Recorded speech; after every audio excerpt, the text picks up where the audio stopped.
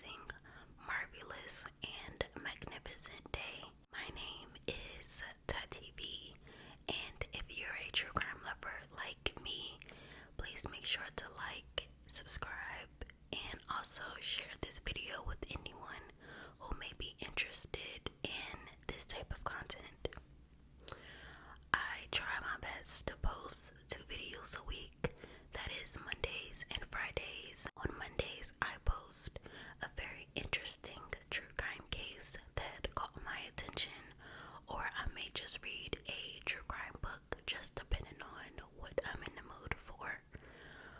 On Fridays, I whisper about a series called Freaky Friday, where we discuss all things freaky, freak accidents, freak deaths, decapitation, cannibalism, and gruesome crime scenes.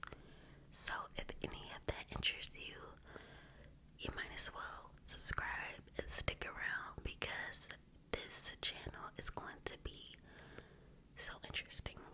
Today's video, as you can see by the title, is a case I never thought I would cover. This is the most disgusting and heinous crime I have ever heard in my life.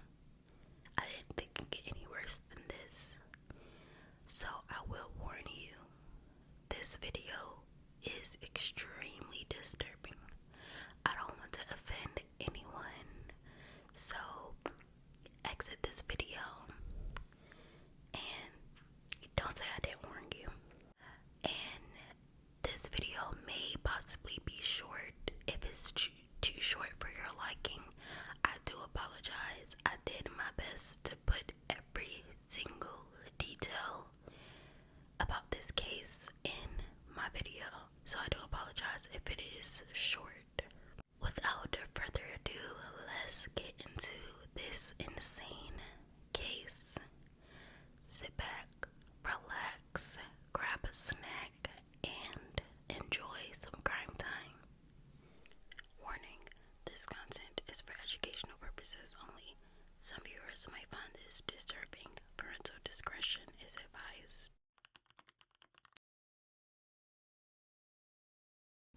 There isn't any information on Karen's background.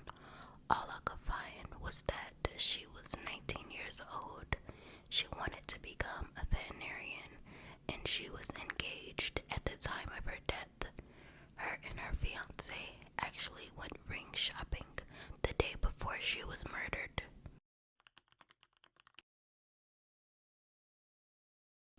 On August 19th, 1982, Karen Range was at home by herself when a guy named David Steffen knocked on her door in an attempt to sell her bathroom cleaning supplies.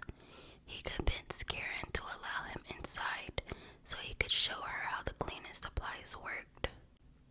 Well, unfortunately, her kindness will cost her her life. And in a confession, David stated that his face, quote-unquote, accidentally brushed across her breast. She screamed and he attacked her.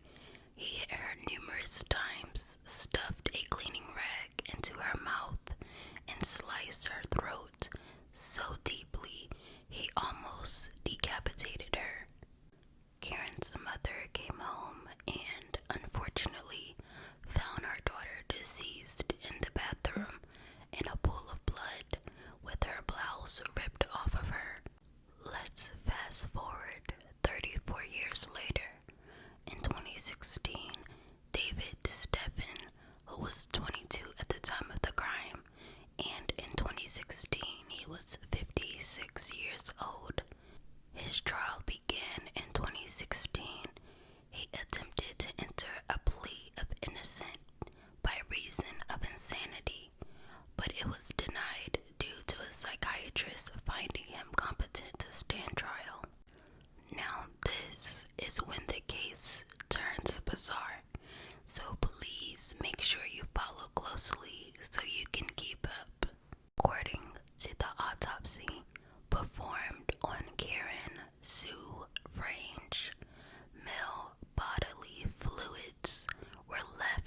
outside of her, meaning that she was inappropriately touched before or after she died. When David was questioned, he was presented with the information that fluids were found in Karen. They asked if he inappropriately touched her, and he repeatedly denied. David stated that he tried to touch her, but he could not get aroused. He admitted to being the killer, but for years, when this case was open, he denied ever touching Karen.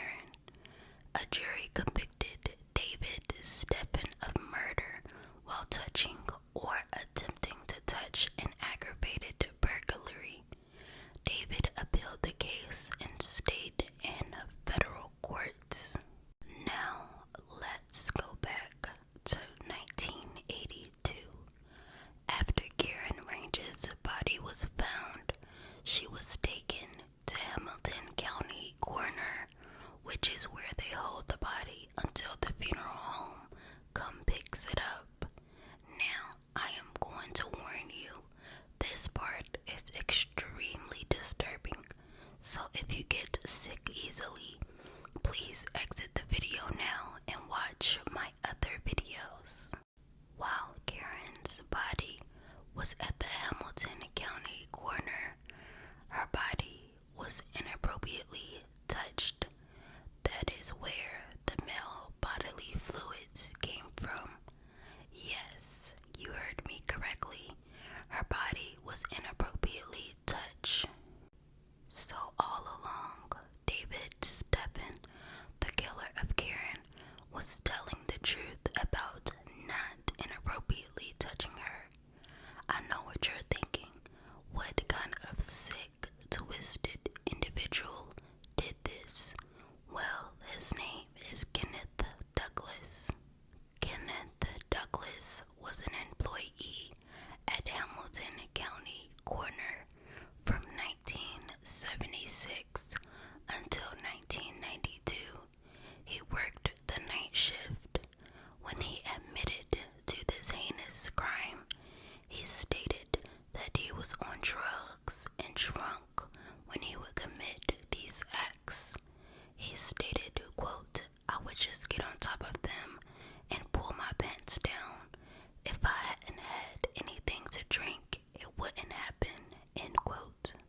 He admitted to having intercourse with almost 100 dead bodies. Yes, 100 dead bodies.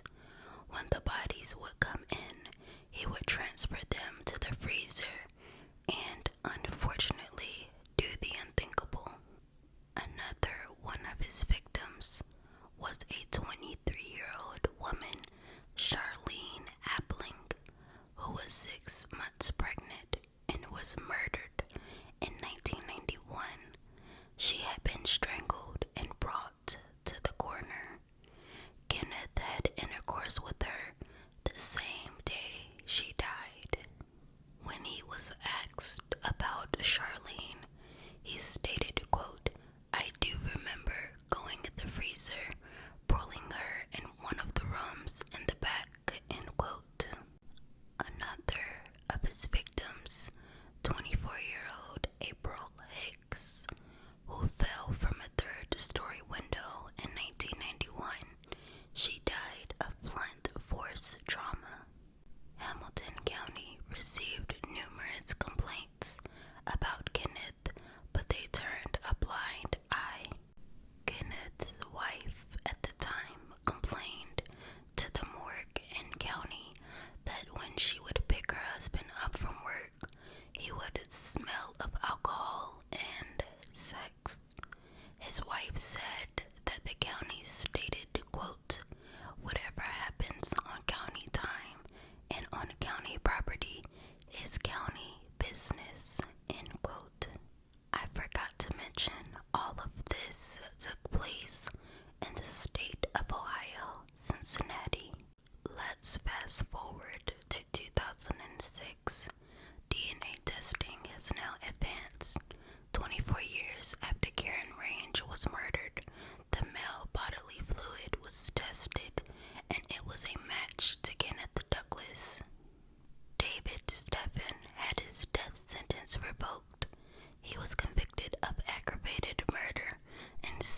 other violent crimes and was sentenced to life in prison, and any of his rights were appealed. The Douglases' trial began. One of the attorneys for the victim's family stated that Hamilton County had several notices that Kenneth was committing this disturbing act, which they did because this incident was their fourth lawsuit the county was facing for improperly handling corpses. The families of the victims sued Hamilton County for negligence. Kenneth Douglas was convicted and sentenced to 6 years in prison and was released in 2013. I believe he was charged with necrophilia, which is when someone has intercourse with a dead body.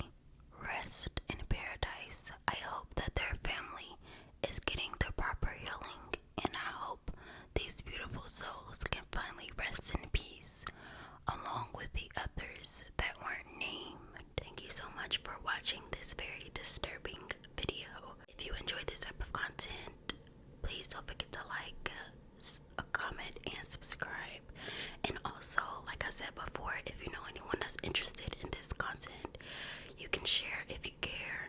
My final thoughts are, oh my God, like, can you imagine being victimized while you're alive and then being victimized again while you're dead and gone? Like, that is just insane. I got this case from another YouTuber that I watch, and when I heard about this, I was like, I have to cover this story. Like, this is insane. I just feel so bad for the victims' families because they had to go through losing their loved one and then having to deal with their loved one's body being inappropriately handled. I don't understand how Kenneth lived with himself. Like, when he came down from his high or whatever, like, did he ever think about what he did? Like, how did he sleep with himself? Like, I have so many questions. Let me know your thoughts down below about this very bizarre case. And also, if you have any ideas that you would like for me to cover on Freaky Friday, please, please, please leave them down below. I need more ideas, more out of the box ideas, more cases that are very, very intriguing. Please leave them down below. I am about to take my kids to the fair. The fair is in town where I live at, so we're about to go to the fair for our little